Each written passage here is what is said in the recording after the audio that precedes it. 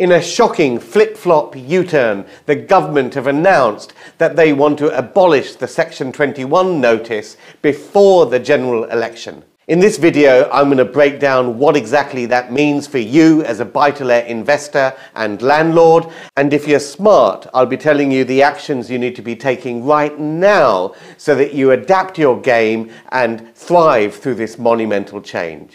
That's all coming up, but if you're new to this channel, make sure you subscribe and smash that bell icon. We put out new videos 3 times a week, and they're all designed to keep you up to date and on top of your property investing game. Also, like this video, comment below as well. So if you're regulars to this channel and you've seen my last couple of videos, you may be forgiven for thinking that I'm some kind of paid-up member of the Michael Gove fan club, but he has certainly been a very, very naughty boy to us landlords, and let me break that down for you. Now, last year he was talking about the Renters Reform Bill, and as part of that he said he'll abolish the Section 21 notice. The Section 21 notice is, of course, the landlord's right to basically bring a tenancy to an end after the first 6 months of the tenancy, subject to 2 months' notice, for no reason.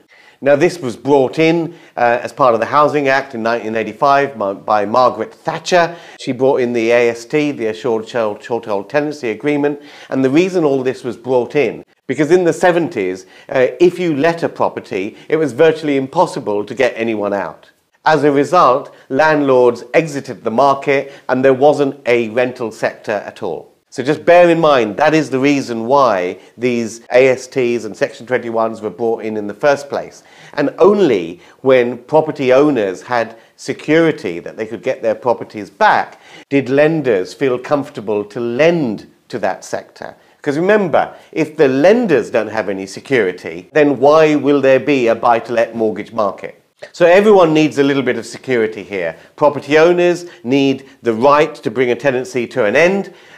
Tenants need a little bit of security as well, which they do have under the existing legislation. But the problem with removing the Section 21s is that the other mechanism for bringing a tenancy to an end is the Section 8 framework. And this relies on the landlord to basically go to court and provide evidence that the tenant is in breach according to a set number of grounds that the landlord can rely on. And thanks to underfunding of the court and legal process, this backlog has got longer and longer. What Michael Gove promised last year is that he would only abolish Section 21s when the investment has been made into the court system to make sure the backlogs are cleared. So this is what he said on the Laura Kuenssberg show, where he made this amazing flip-flop decision. You promised in 2019 in your manifesto that you were going to get rid of what's called Section 21, where landlords can evict tenants for no reason. Yes. It hasn't happened yet.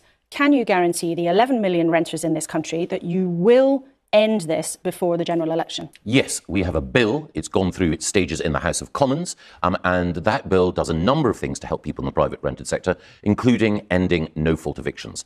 Why does that matter, some might ask? Well, it is the case that there are a small minority of unscrupulous landlords who use the threat of eviction either to jack up rents or to silence people who are complaining about the quality of their homes. Now you can see from the tone of his voice, it's just blatant electioneering. He is playing to the tenant vote. The actual evidence of so-called unscrupulous landlords using Section 21s in this way is simply not there. The fact is that if you've got a good tenant and they're paying their rent and they're abiding by their contract, why on earth would a landlord want to evict them? It makes no sense. It simply does not happen. It's important that we deal with that abuse because the vast majority of landlords do a great job, and you need a healthy private rented sector as part of a balanced housing economy. You are explicitly saying this morning that practice will be banned. It will not be allowed to happen before the next general election. That's what it says in the bill. The bill ends Section 21. But there's a different factor here, because previously you've said, well, the courts might not be able to cope, so we might bring in the new law, but it actually might still happen because the courts aren't ready. The courts certainly aren't ready. If you've ever tried to go use the court process, you will know that it'll take you at least 6 months. And this is what the weasel words that he's coming out with to counter that argument. Just to be really explicit, will this practice have ended by the time of the next general election. We will have outlawed it, and we will have put the money into the courts in order to ensure that they can enforce that. Okay. Do you believe that? Do you believe Gove is going to put the money into the court system and clear that backlog? I mean, remember, there's backlogs in the NHS, there's backlogs in everything. Do you actually believe that before the next election, the court backlog is going to be cleared because there's money in the... I mean, it's not just money in the system. Where are the judges? Where are the actual physical courts to try the cases in the backlog that currently exists? It's not something that you can necessarily throw money on it. What do you think? You know, you make your comments in the comments below. If you're finding this video useful, smash that like button. Also share this with your property friends and people that you think might be interested. So what are the consequences of all this for buy-to-let landlords and property investors? Undoubtedly, some landlords will sell, but most will smarten up and adapt their game so that they thrive through this. The big thing I think that will happen is that landlords with property portfolios right now should be thinking about, well, who are their problem renters? Who are their problem tenants? And those are the ones that you need to kind of have a plan to manage before these new rules take effect. So I will be predicting that there will be tenancies brought to an end where landlords are saying, look, tenant XYZ in this property has given me a little bit of grief. I'm a bit worried about these new rules. We're ahead of these rules coming in. We're going to have a plan to manage those tenancies under the current rules. The other thing that will happen is that landlords will insist on stricter referencing.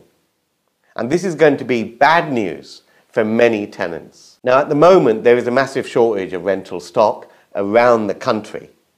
So landlords can be choosy. In the old days, if someone was on a short-term contract or was working in the gig economy, a lot of landlords would still offer a tenancy. What's going to happen now is that tenancies will only be offered to the cream of tenants. The ones with perfect credit, good employment record and all of that.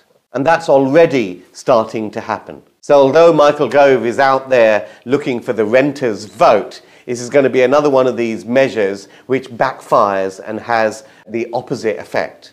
And the problem we have, of course, is that if private landlords are focusing on the cream of tenants and there is no social housing, or there's completely inadequate social housing provision at the other end, then who will provide housing for the people who aren't the cream of the private rented sector? So all in all, not a great thing that Michael Gove has done. I don't believe him when he says that the courts will be beefed up in time to deal with Section 8 proceedings. I don't think that's going to happen. I think this is pure electioneering. I think it's going to have the opposite effect. But smart landlords are simply going to manage their problem tenants before this new legislation comes in and then make sure they're far more stricter on referencing and choosing the right tenants for their properties going forward. That's what's going to happen.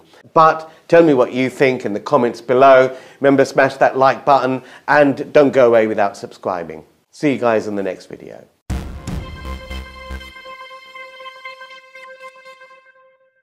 The Baker Street Property Meet is the UK's largest and #1 property investors networking event. The property market is going through monumental change right now, and at Baker Street Property Meet we aim to keep you up to date with the latest tips and tricks and insider tactics to help you keep on top of your property investing game and succeed in these troubled economic times. The Baker Street Property Meet is fundamentally about networking, because it's not what you know, it's who you know. And at Baker Street we aim to connect you with the people to make your property journey a monumental success. There's no better place to be to further your property investment journey than the Baker Street Property Meet. So make sure you're here, you're connecting with myself and Andrew Roberts, our expert guest speakers and 300 passionate property people each and every month. See you at the next meet. Get your spot at bakerstreetpropertymeet.com.